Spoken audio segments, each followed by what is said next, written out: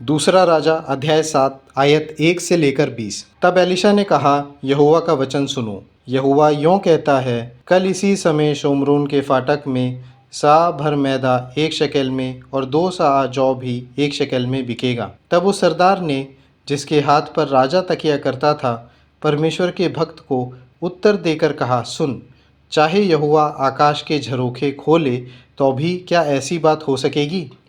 उसने कहा, सुन, तू यह अपनी आँखों से तो देखेगा, परंतु उस अन्न में से कुछ खाने न पाएगा। 4 कोढ़ी फाटक के बाहर थे। वे आपस में कहने लगे, हम क्यों यहाँ बैठे बैठे मर जाएं?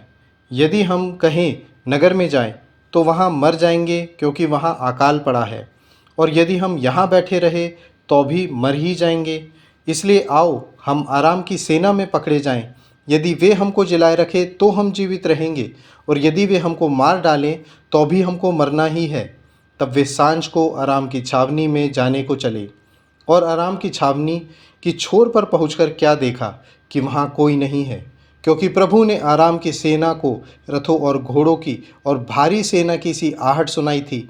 और वे आपस में कहने लगे थे, सुनो, इज़राइल के राजा ने हित्ती और मिस्री राजाओं को वेतन पर बुलवाया है कि हम पर चढ़ाई करें। इसलिए वे सांझ को उठकर ऐसे भाग गए कि अपने डेरे, घोड़े, गधे और छावनी जैसी की तैसी छोड़ छाड़ अपना अपना प्राण लेकर भाग गए। जब वे कोढ़ी छावनी की छोर के डेरों के पास पहुंचे, तब एक डेरे में घुसकर खाया पिया और उसमें से चांदी, सोना और वस्त्र ले जाकर छिपा रखा। फिर लौटकर दूसरे डेरे में घुस गए और उसमें से भी ले जाकर छिपा रखा। तब वे आपस में कहने लगे, जो हम कर रहे हैं वे अच्छा काम नहीं है। यह आनंद के समाचार का दिन है, परंतु हम किसी को नहीं बताते। जो हम पांव फटने तक ठहरे रहे तो हमको दंड मिलेगा। इसलिए अब आओ, हम राजा के घराने के पास जाकर के यह बात बतला दें। तब वे चले और नगर के चौकीदारों को बुलाकर बताया, हम जो आराम की छावनी में गए तो क्या देखा कि वहाँ कोई नहीं है और मनुष्य की कुछ आहट नहीं है, केवल बंधे हुए घोड़े और गधे हैं और डेरे जैसे के तैसे हैं। तब चौकीदारों ने पुकार के राजभवन के भीतर समाचार दिया। तब राजा रात ही को उठा और अपने कर्मचारियों से कहा, मैं तुम्हें बताता हूँ कि अरामियों ने हमसे क्या किया है। वे जानते हैं कि हम लोग भूखे हैं, इस कारण वे छावनी में से मैदान में छिपने को यह कहकर गए हैं कि जब वे नगर से निकलेंगे तब हम उनको जीवित ही पकड़कर नगर में घुसने पाएंगे। परंतु राजा के किसी कर्मचारी ने उत्तर देकर कहा, जो घोड़े नगर में बच रहे हैं उनमें से लोग 5 घोड़े और उनको भेजकर हम हाल जान ले। वे तो इज़राइल की सब भीड़ के समान है जो नगर में रह गई है, वरन इज़राइल की जो भीड़ मर मिट गई है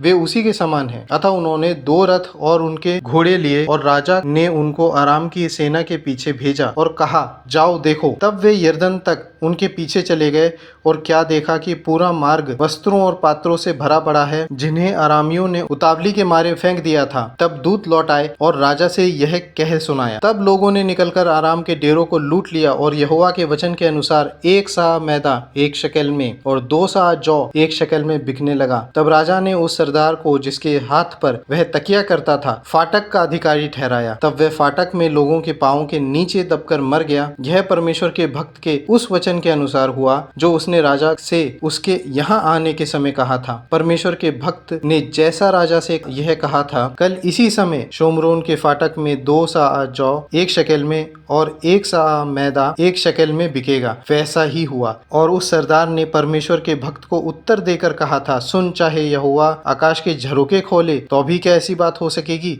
और उसने कहा था, सुन, तू यह अपनी आंखों से तो देखेगा, परंतु उस अन्न में से खाने ना पाएगा। अतः उसके साथ ठीक वैसा ही हुआ।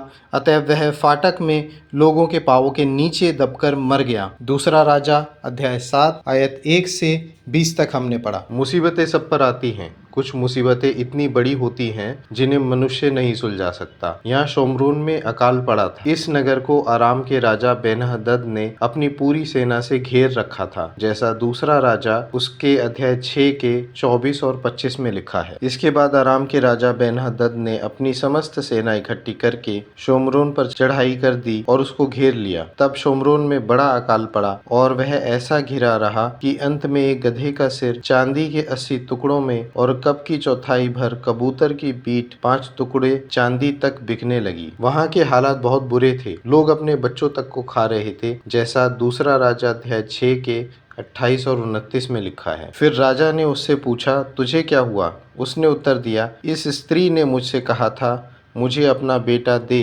कि हम आज उसे खा लें, फिर कल मैं अपना बेटा दूंगी और हम उसे भी खाएंगी। तब मेरे बेटे को पकाकर हमने खा लिया। फिर दूसरे दिन जब मैंने इससे कहा कि अपना बेटा दे कि हम उसे खा लें, तब इसने अपने बेटे को छिपा रखा। पर जब हालात इतने बुरे थे तब परमेश्वर के सेवक ने ऐसी बात कही जिस पर कोई विश्वास नहीं कर सकता था। दूसरा राजा अध्याय 7 उसका 1 और दूसरी आयत कहती है, तब एलीशा ने कहा, यहोवा का वचन सुनो। यहोवा यूं कहता है, कल इसी समय शोमरोन के फाटक में सा भर मैदा 1 शेकेल में और 2 सा जौ भी 1 शेकेल में बिकेगा। तब उस सरदार ने जिसके हाथ पर राजा तकिया करता था, परमेश्वर के भक्त को उत्तर देकर कहा, सुन, चाहे यहोवा आकाश के झरोखे खोले तो भी क्या ऐसी बात हो सकेगी? उसने कहा, सुन, तू ये अपनी आंखों से तो देखेगा, परंतु उस अन्न में से कुछ खाने न पाएगा।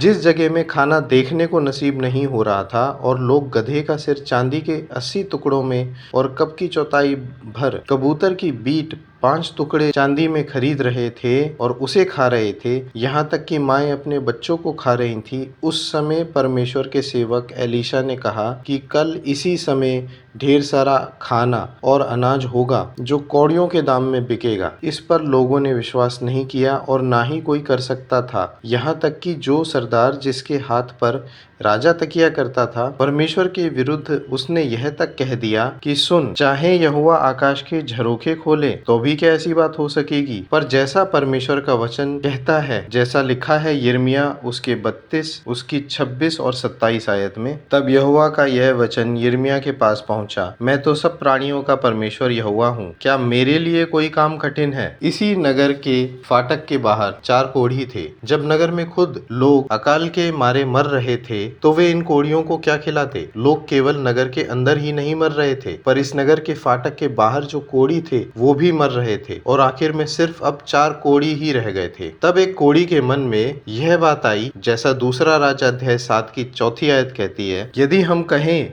नगर में जाएं तो वहां मर जाएंगे, क्योंकि वहां अकाल पड़ा है, और यदि हम यहाँ बैठे रहें तो भी मर ही जाएंगे। इसलिए आओ हम आराम की सेना में पकड़े जाएं। यदि वे हमको जिलाए रखे तो हम जीवित रहेंगे, और यदि वे हमको मार डालें तो भी हमको मरना ही है। उन 4 कोढ़ियों में से एक ने यह जाना कि नगर के अंदर केवल मृत्यु ही है। तब उन्होंने इस मन से कदम उठाया कि यदि हम मर जाएं तो मर ही जाएंगे। उन्हें सच्चा जीवन मिला इस वचन से, अपने मन से जब वो आगे बढ़े। परमेश्वर के राज्य में हद से ज्यादा खुशी मनाई जाती है जब एक प्राण बच जाता है, जैसा लूका 15 में लिखा है। लूका 15 आयत 10, मैं तुमसे कहता हूँ कि इसी रीति से एक मन फिराने वाले पापी के विषय में परमेश्वर के स्वर्गदूतों के सामने आनंद होता है। जैसा लिखा है, परमेश्वर के राज्य में हद से ज्यादा खुशी मनाई जाती है जब एक प्राण बचाया लिया जाता है। परमेश्वर की आंखों में आप बहुत कीमती हो। आपके जीवन में जब कोई भी परेशानी आती है तब आप इस संसार की सब छूटी खुशी बातों से अलग होकर अपने वचन की सच्ची खुशी और जीवन को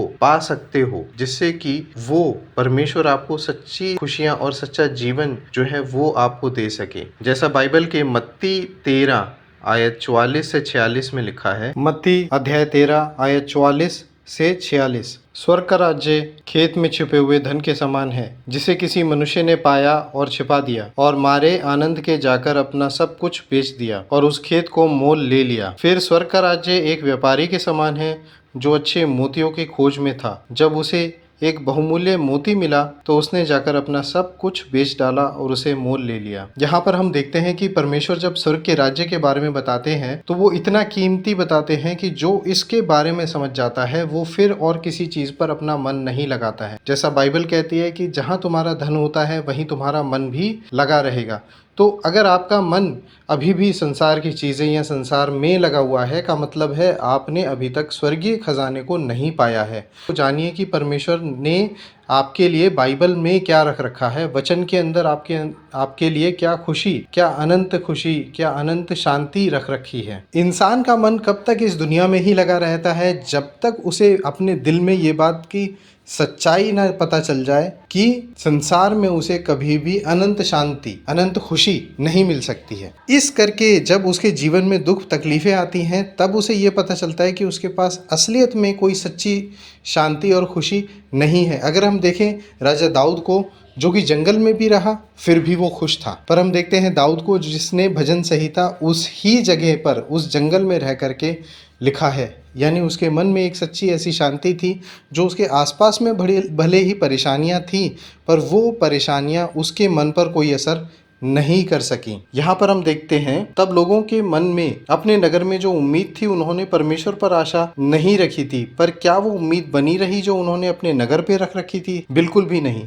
संसार में बहुत सी बातें शुरू में अच्छी लगती हैं, आशा देती हैं, पर क्या वो हमेशा वैसी ही रहती हैं? केवल परमेश्वर का वचन हमें अनंत आनंद, हमेशा की आशा देता है। उस नगर के बड़े छोटे सभी लोगों ने जब परमेश्वर के कार्य के द्वारा भोजन अन्न पाया तो हद से ज़्यादा था, इतना ज़्यादा था कि अनाज के दाम इतने गिर गए कि उन्होंने ऐसा कभी सोचा भी ना था। आइए हम सभी अपने मन, अपना विश्वास बाइबल में लाएं। अपना असली धन, अपना सच्ची शांति, अपना सच्चा आनंद, अपनी सच्ची खुशी हम बाइबल में ढूंढें, परमेश्वर के वचन में ढूंढें। क्योंकि जो शांति, जो वचन, जो आराम आपको बाइबल से मिलेगा, बाइबल के वचन से मिलेगा, वो कभी ख़त्म नहीं होगा, मगर आपके मन में वो जीवन के जल का ऐसा सोता बन जाएगा जो हमेशा ही उमड़ता रहेगा। मैं ये आशा रखता हूँ कि हम सारे लोग जितने भी हैं, सभी के मन परमेश्वर के वचन में आए और हम सच्ची शांति और आनंद में जी सके।